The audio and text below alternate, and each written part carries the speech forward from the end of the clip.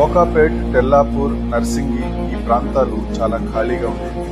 పొలాలు, చిన్న రహదారులు, పెద్దగా అభివృద్ధి లేదు.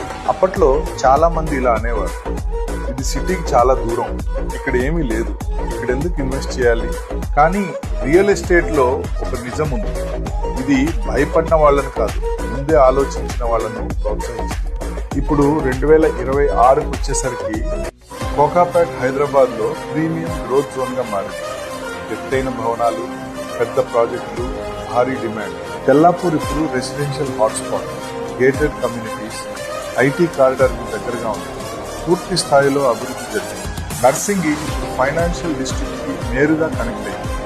మంచి రోడ్లు, వేగంగా పెరుగుతున్న డెవలప్మెంట్, కొత్త స్కైలైన్. అదే భూమి, అదే ప్రదేశం, కానీ పూర్తిగా మారిపోయిన భవిష్యత్. రియల్ ఎస్టేట్ లో పెద్ద తప్పు ఏంటంటే, ఒక ప్రాంతం ఫేమస్ అయిన తర్వాత మాత్రమే అడుగు వేయడం. రియల్ ఎస్టేట్ ముందే ఆలోచించిన వాళ్ళని గౌరవిస్తుంది. హైదరాబాద్ లో వచ్చే గ్రోత్ ఎక్కడుంటుంది, అదే అసలు ప్రశ్న.